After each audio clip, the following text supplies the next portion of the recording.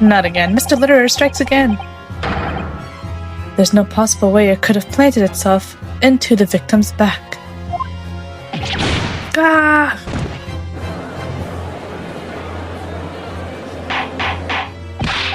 Order! Right, you see? That's exactly right. If the knife had fallen on her from above, it would have struck her on the top of her head. Well,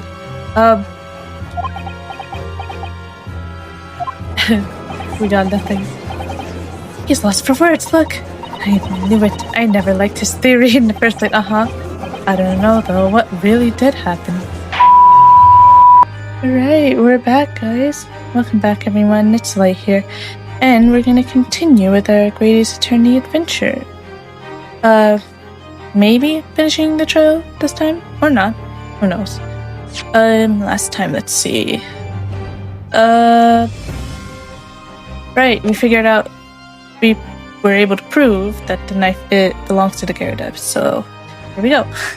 Council, explain this extraordinary coincidence at once. Yes, my lord. The crucial point we have to ask ourselves here is, when did the fragment of metal find its way inside Mr. Gyarados' pipe? Something that was clarified for us in the most recent witness testimony. Had this thing in my hand as usual at the time of the onslaught. Knocked it clean out with one of her soft projectiles, she did. Yes! It would never have been sent flying unless it was hit by something pretty solid. There we go. Oh, they're both shaking now. Oh, dearie me. Oh wait, was that Mr. or Mrs.? I think it was Mr. It's fine, whatever. During an argument between these two that occurred just as the victim was on the pavement below, Mrs. Gyarados flung this knife at her husband. How? Just how? However, the knife missed Mr. Gyarados, instead striking the pipe in his hand at the time, which caused the tip to break off, of course. Good lord! Yes, and that is when the tiny tip of the blade found its way inside Mr. Gyarados' pipe. The chances of that are 1,000,000 to 1. Oh boy. And yet there's no other credible explanation for how the tip of the blade ended up in your pipe. Then, after losing its tip, the knife ricketed off the pipe and flew out of the open window. I get confused who's speaking. Okay, in short, the knife, which fell from the window of the Gyarados' house, is the very same knife that struck the victim in the middle of the back on the street below. Oh gosh, oh dear, oh. No! Oh, look at the back of his robe. Oh my gosh. Of course he'd have an objection. Since when has he not had an objection? A full-bodied theory, I'll give you that. Oh. A complex bouquet of seemingly trivial points, plausibly arranged to create an almost passable vintage. Allow me to toast my learned friend's characteristically Nipponese approach to bottling his argument.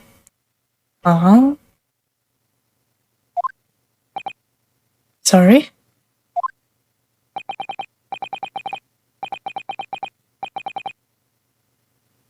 But after all, it is just a theory. The bottle, I fear, is corked. Because you see... Not again. Dude, put your foot down. It's spoilt by an insurmountable inconsistency. An insurmountable... What? That's good. Lord Van Zeeks, explain yourself. What is this inconsistency you claim to have identified? An inconsistency... An inconsistency of the simplest nature, my lord. The victim was found with the knife planted in the middle of her back. Yes, and her... Ah! Ouch. Now it's her husband she's hitting. At least it's her husband this time. That's right, you silly little man. Now, Sean, old thing, what are you getting so excited about? Let us consider the basic facts of the case once more. The victim was walking along the pavement before being stabbed in the back and falling to the ground. If the knife that struck her had fallen from above... Not again. Mr. Litterer strikes again. There's no possible way it could have planted itself into the victim's back. Ah!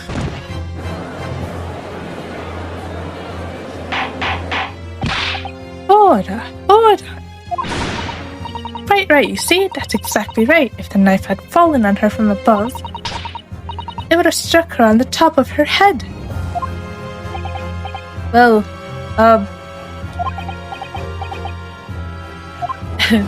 we got nothing. He's lost for words, look. I knew it. I never liked his theory in the first place. I don't know, though, what really did happen. It would appear that offense has made rather a spectacular blunder.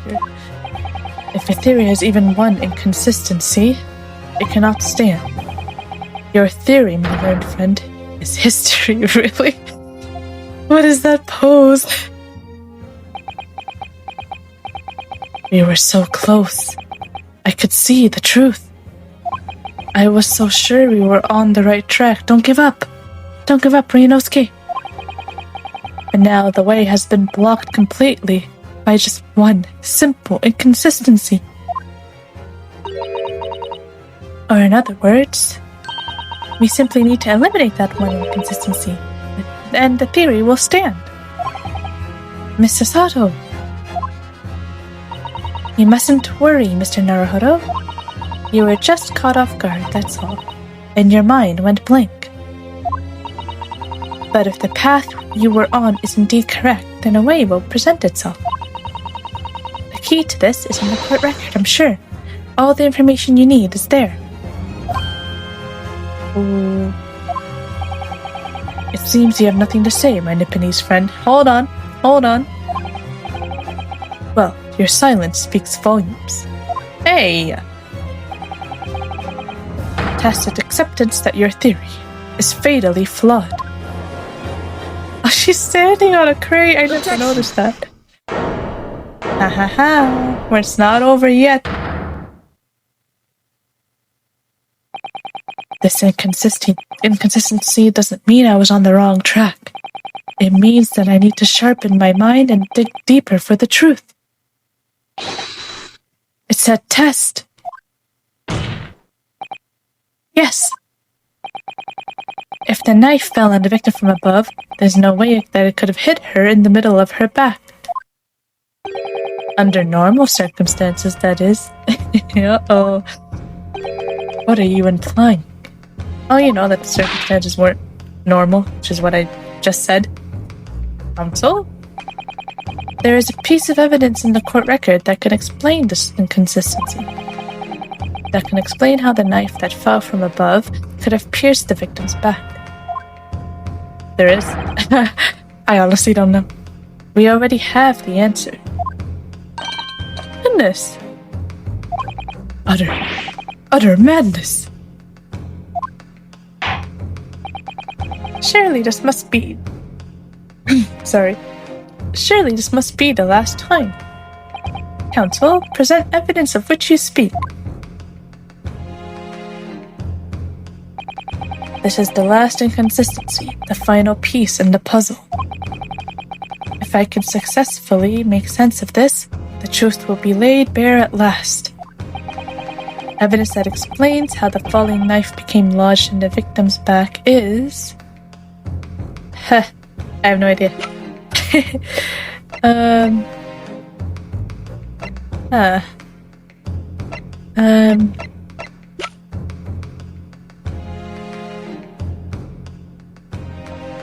Okay, let's think about this. If she threw it in pain, how did it end up hitting them in the back?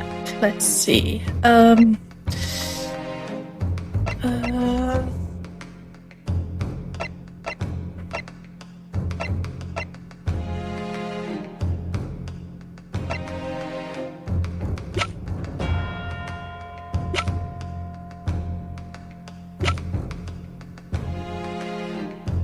Wait, did she bend to pick up the book? Please let this be right. I'm gonna present the book. Hold on. Take that! This, the fourth book found at the scene. This is the final piece of evidence the defense will present. Yes, pursuit theme. I knew it. She bent to pick up the book and then the knife fell into her back. Oh my gosh. The burnt book? Is that not Mr. Garridub's book? Yes, and to understand its significance, we have to consider how it came to be at the scene of the crime in the first place. This photographic print clearly shows the book in question, and the victim holding it in her hand. But as we all now know, it was the police constable that put the book between her fingers like that. Quite so, as part of his whole transplanting of the crime scene to the opposite side of the road. That's true. However, as part of his testimony, Constable Beat made an extremely enlightening statement on that point. But what made you place that book in the victim's hand? Oh, well, sir, that's because that's how I found it. When we first ran over to the scene, the victim was already holding the book. So, when I moved everything, I made sure it was still in her hand.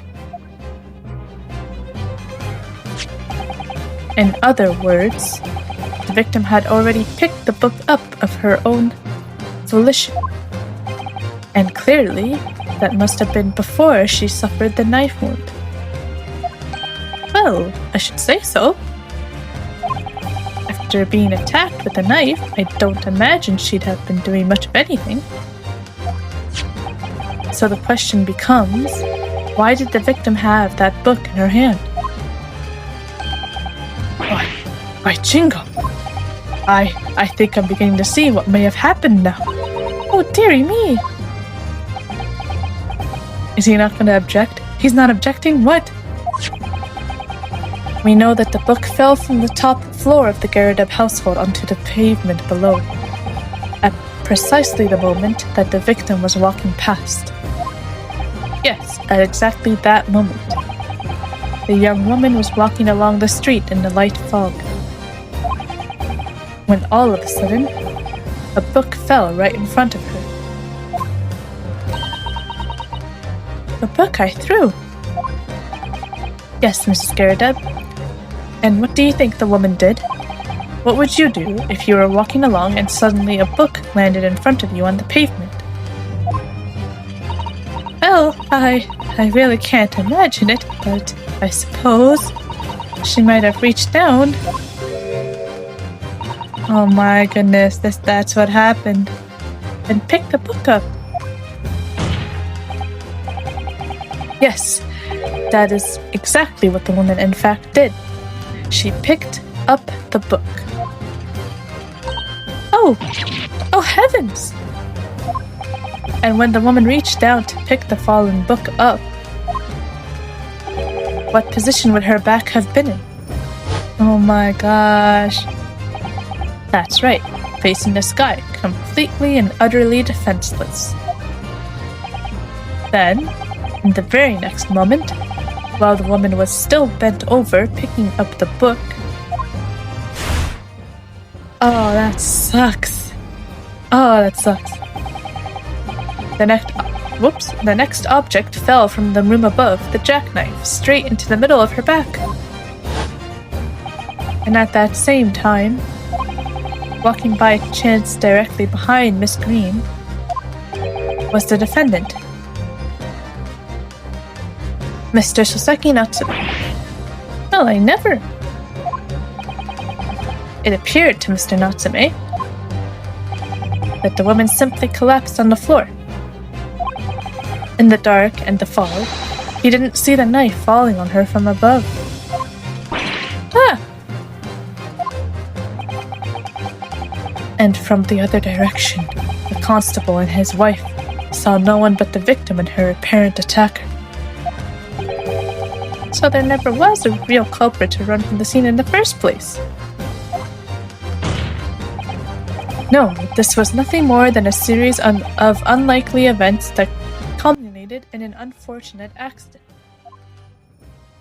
Oh my gosh, and that is the real truth behind this case. Goodness. Well, Mr. and Mrs. Garrett, I don't blame them. I'd be speechless too. The very first time you showed me that knife, I had my suspicions. I wondered if perhaps it might have been something like that. There, Oddbean. Poor Mrs. Garrett. Of course, I never meant for anything of the sort to happen, but it was all my fault, wasn't it? Dang, that just sucks. I take full responsibility. I let my anger get the better of me. I threw that book. And I threw the knife as well. At least she's taking responsibility for it.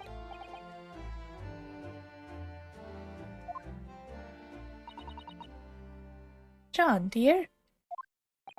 It's alright. I know. Oh, I'm ever so sorry. Truly. I'm sorry. No. Stop. That's just mean. Oh gosh. They both fell. Oh man.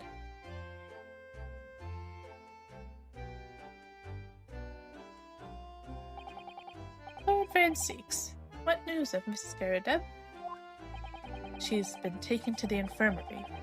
It would appear that today's events had left her in an especially flustered state. However, I believe she will recover in due course. There is no cause for concern. Yes, unbeknownst to themselves, they caused what could have easily been a terrible tragedy. They shall have to prepare themselves for the consequences of their actions. There is some good news, however, my lord. I have just had word from the hospital where the victim is being treated. Her condition is improving steadily, and the doctor believes she will regain consciousness soon. It's strange. We've been talking about the victim all this time, but we've never once met her. How wonderful! The woman is out of danger, it seems. Yes, that is good news. So, Mr. Saseki Natsume. What are you doing, man? Oh, yes! Dude. On behalf of my fellow countrymen, I would like to take this opportunity to beg your pardon, sir. You came from your distant eastern homeland to study our great British culture, and have been repaid with immeasurable unkindness. Please accept our heartfelt apologies. ...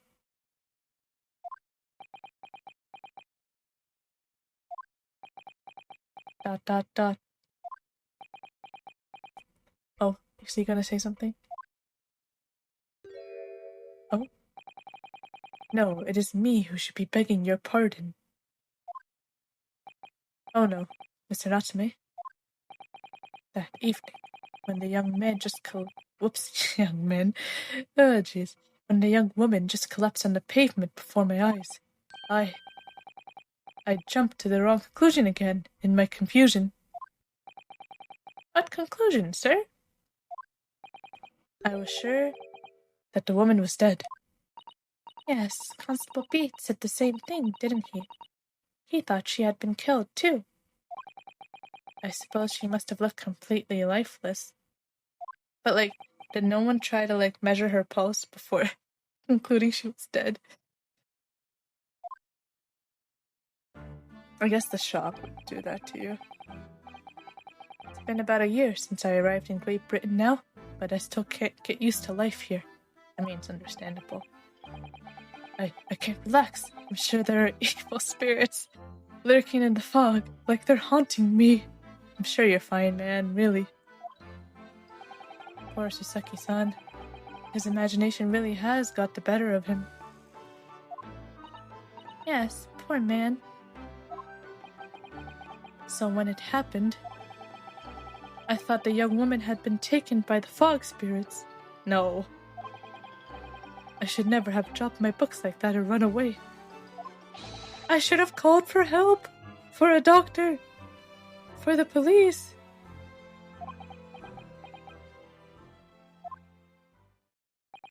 Instead, I've managed to create a rift in the relationship of trust between our two empires. And for that, I am truly sorry. Aww. You wouldn't have known, man. It's so silent. One could indeed say that some sort of mischievous spirit has been at work here, I think. One that created a chain of unfortunate mishaps. We were befooled by this spirit and led to false conclusions. But thanks to Lord Van Zeeks and our young lawyer here from the east, that chain has now been broken and the spirit exorcised. I heartily commend you both.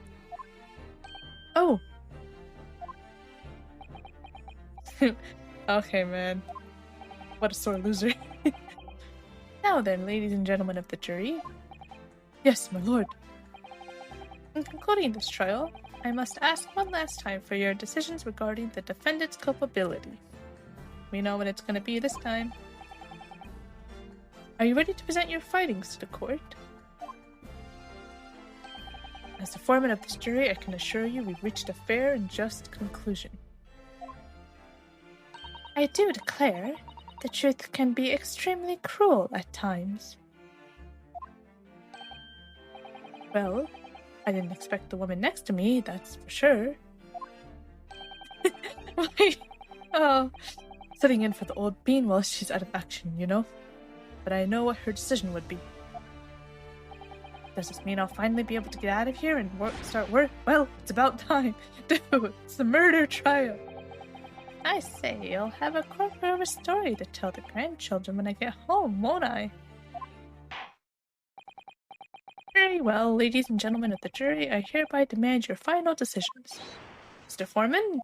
Not guilty. Yay! Not guilty. Yay! Not guilty. Not guilty. That's Not so satisfying. guilty. Not guilty. Although it's so weird after hearing the guilty, like twice, like once in this trial. Very well, Mr. Sasaki Natsume, I hereby pronounce you... Yay! Not guilty! I love the fireworks. Oh my gosh.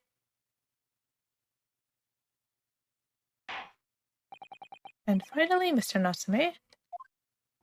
Oh! Yes, Lord! Sir! You are now a free man once more. It is my hope that you will continue to further your education in British culture. And may you never again be brought before me. Oh no. Oh, yes, sir, of course. On my life, I swear I'll never set foot in a courtroom again. I'm transported to tears. Oh. Thank you, counsels. Court is now adjourned. We did it! The fourth case is over! Alright. It's 317, dang. Oh man, back in the defendant's antechamber finally. Oh, welcome! Wait, you mean me? Of course! Is there any other locum here? Is there even one? I still love the victory music. It's so, like, peaceful. Like, feels like cherry blossoms are raining down.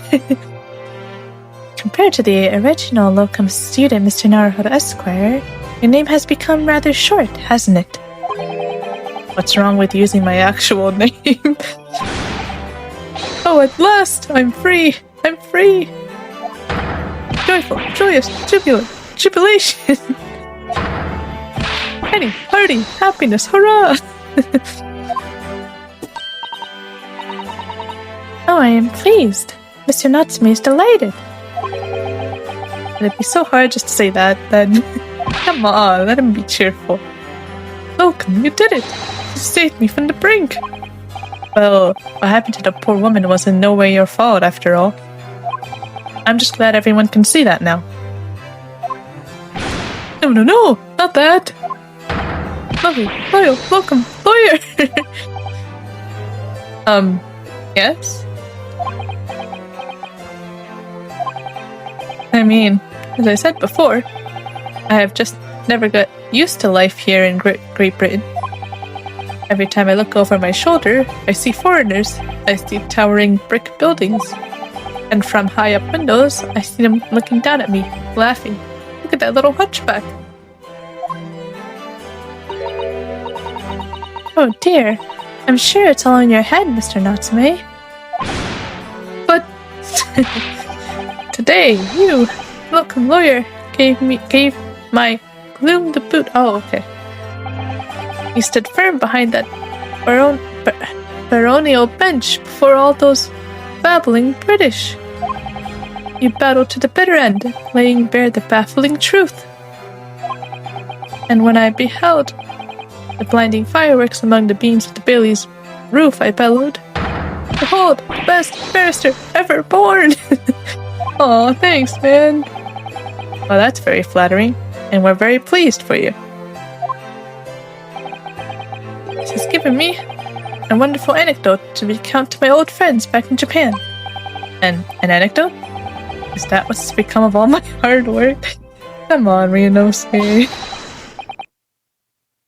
Ah, there you are, my dear fellows. Yay, he's here. I apologize for keeping you waiting. I rose late this morning. Dude, the trial is over. Oh, Mr. Sholmes, what a pleasure to see you. I see I am here not a moment too soon. A disaster has been averted, I'm glad to say. Oh. Oh my gosh. He missed the whole thing. The trial should begin presently, Mr. Naruhodo, and I wish you the very best of luck. It's just finished. What? No! Then my haste was in vain? No, we're glad to see you. It's you! Herlock Sholmes! Oh, have we met, sir? What do you mean, have we met? We were just talking to him yesterday, together. This is Mr. Natsume, the man you had arrested, Mr. Sholmes. Ah, I see. I failed to recognize you at first. Our previous encounters have taken place in the gloom. Either of your bleak lodgings or that prison cell. I simply couldn't place that curious face in the light. Oh my gosh. Charming. This is all your fault. Herlock Sholmes. You're the reason I had to go through this terrible ordeal. I'm going to give you a piece of my mind. My apologies, sir. I assure you, I have placed you now. That's not what it means, because you arrested him. You're the fellow who abandoned that poor young lady and ran off, are you not? Oh, come on, that's so mean. Had she been taken to the hospital more urgently, I feel perhaps she would have regained consciousness by now. Well, she did. Oh. But it was unavoidable, I'm sure. We are but human, after all. Anyone would have been shaken by such an experience. He's just rubbing salt in his wound. He was so happy, now look at him. I do feel very badly about how I behaved. Well, never mind. Now then, what was it that you wanted to say to me, sir? Nothing. Priceless. Oh, I am sorry, really, but that was quite priceless. Oh my gosh. Poor Sasaki-san. Still, on the bright side, you've had an extremely entertaining experience without paying a penny. Oh my gosh. And it would seem you were not even found guilty. But there is no bright side. Whatever do you mean, Mr. Natsume? Even after this, I'm still cursed by the spirits and now by the Reaper. Ah, Lord Van Zeeks. I haven't forgotten, you know, what facing that man in court means. Even if you're found not guilty, you're still doomed. It will be alright, Mr. Natsume. If the Reaper appears trying to make trouble, I will protect you. No! Not again! With a perfectly executed Susato takedown. Much as I like being turned on my head, a bit of warning might be nice next time, Miss Susato. How many times is that now? I've lost count. So, Mr. Natsume, what do you intend to do now? You mentioned something about recounting your experiences to your friends back in Japan.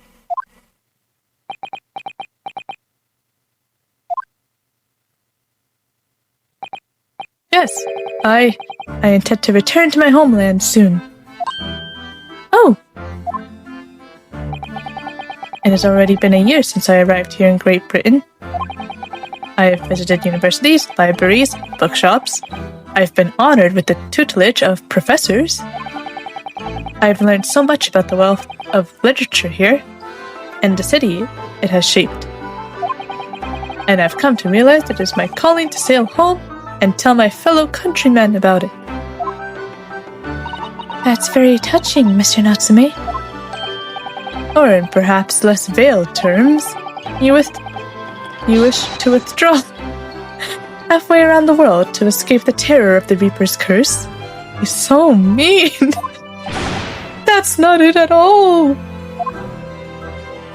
The more I learn of literature, the more this strange feeling claws at my insides. I feel compelled to return to my roots and attempt to pen a work of my own. Oh, I see. A work of literature by Sasaki-san. Could be an interesting read.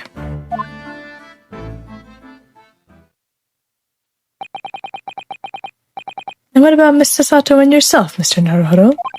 Sorry, what about us? Will you return to Japan along your mustached compatriot? Why would we?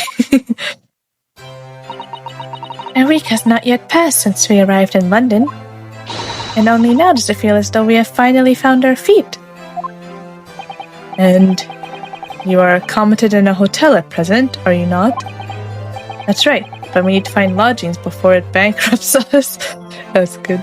I forgot about that, actually. I've calculated we can only afford another 10 nights before our entire budget is exhausted. Oh, jeez. Oh, then, you could take my lodgings. Oh, the windowless room? But what it lacks in windows, it more than makes up for with a floor, a ceiling, and walls. Great.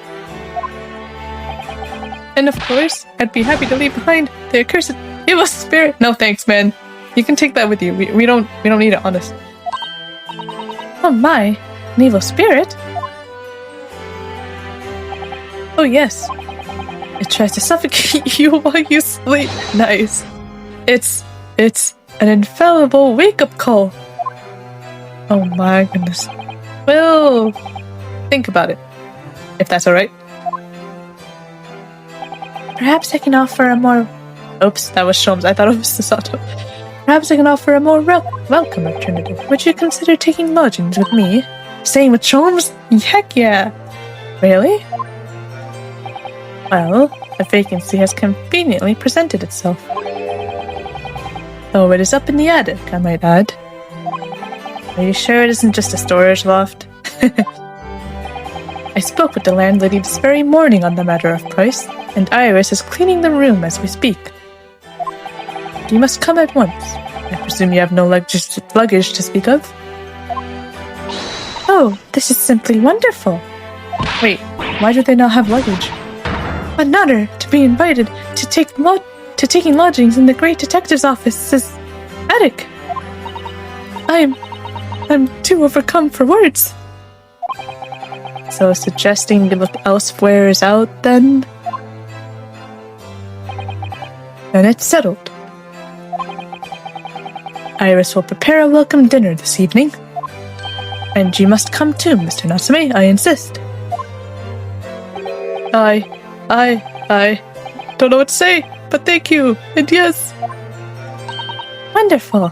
Then I'll go and complete the paperwork for your formal release, Mr. Natsume. It shan't take long. Somebody's happy. Yeah, you could try being happy too, Ryunosuke. Locum.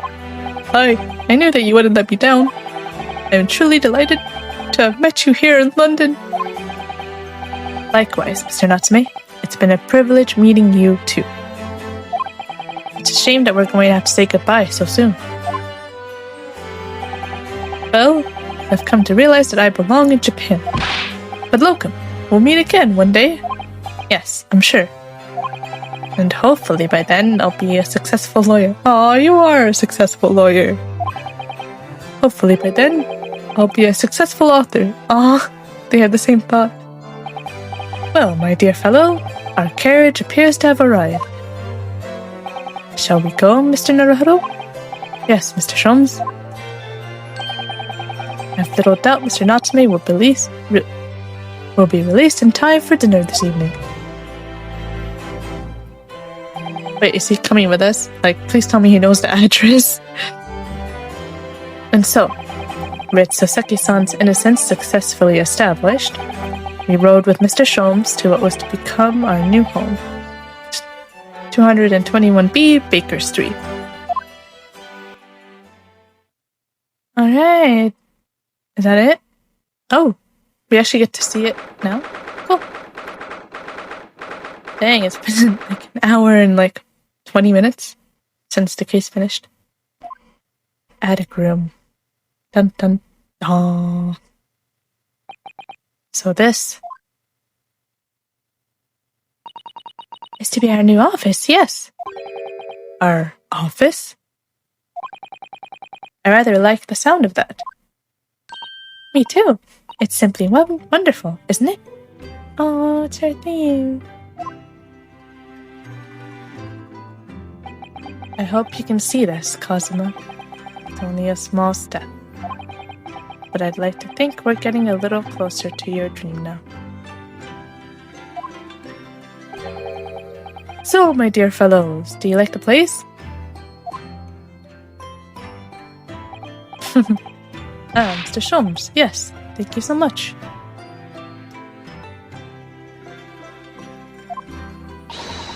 It's a delightful room, Mr. Sholmes. I simply adore it.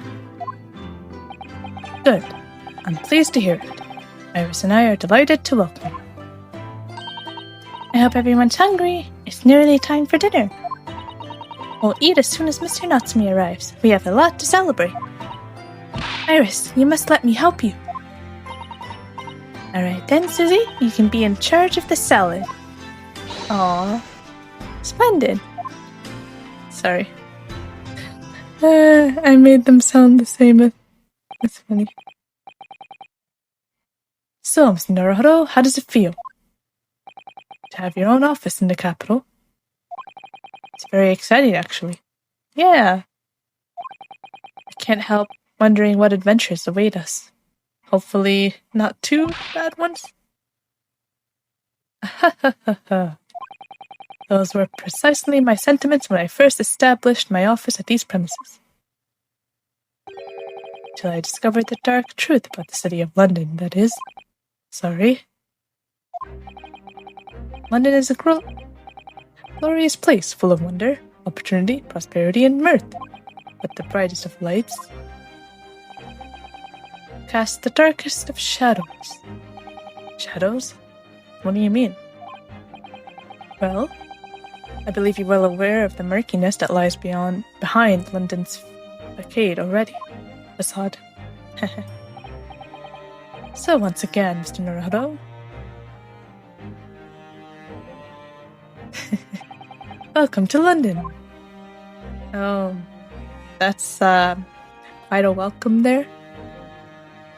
Of course, at the time, I had no idea of the significance of those words Mr. Sholmes so casually spoke. But it wasn't long before my turn came to lift the facade and see the true depth of the murk that lay behind it. Oh, great! Hey, the end. Yay! Landed in London, awarded. Yes, let us save. Alright, that's episode 4 complete. Wow. I knew that obviously I knew Mr. Natsume was innocent, but I knew that something must have happened with their fight. Fiery fight like that can't have had the simple results, I'd say. Alright, let's see what episode 5, the adventure of